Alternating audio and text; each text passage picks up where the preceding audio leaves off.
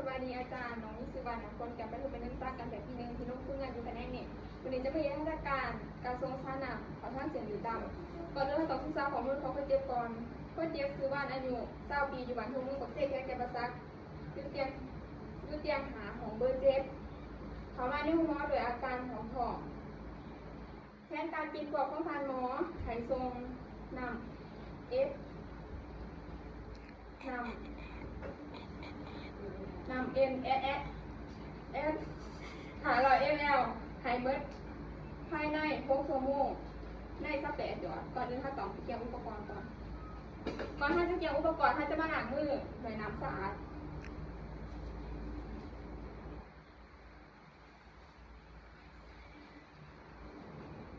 แล้วเราจะมาใส่ที่นี่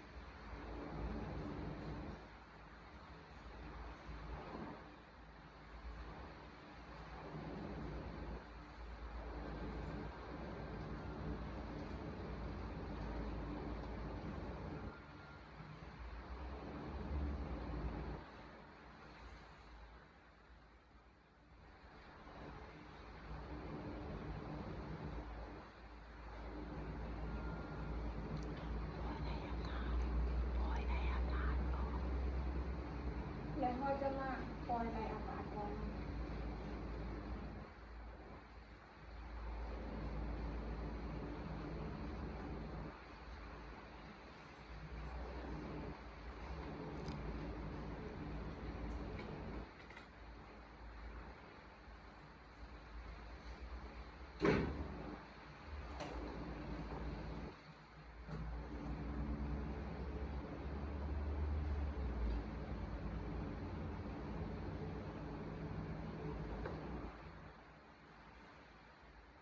เราจะขอไปหาคนเจ็บเลย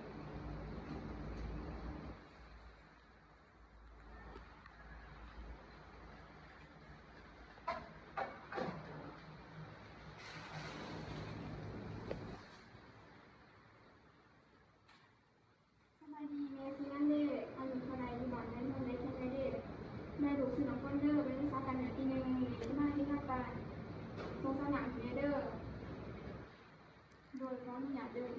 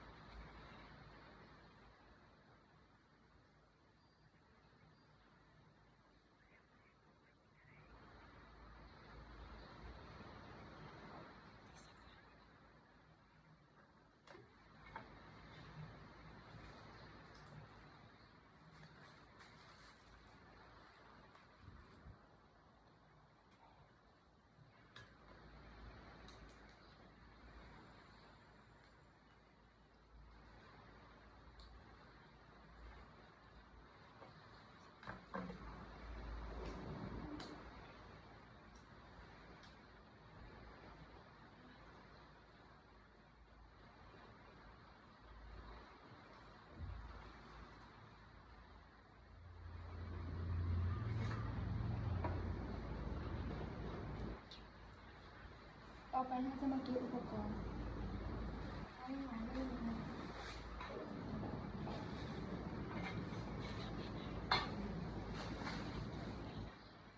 โดยเดี๋ยวเด้อ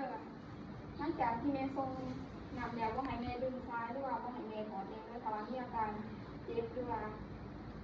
แสบคอสามารถไปเอื่นแผลทางอื่นหรือว่าอื่นใดเด้อโดยขอบใจเด้อต่อไปเขาจะมาดูที่ครอบครัว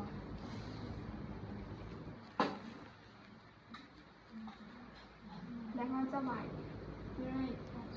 ทั้งชีวิตทั้งชีวิต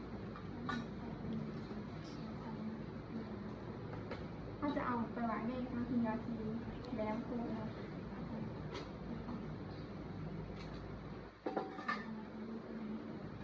เขาได้ชิมใส่ทีนาที10 เดือนแล้วเขาจะนำเอาไปใส่ตามเรียกขาเสร็จเอาไปเขาจะมาถอดทีนี้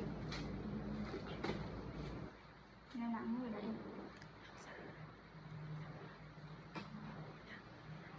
เขาจะมาหลังมือเลยนะฝาเนาะ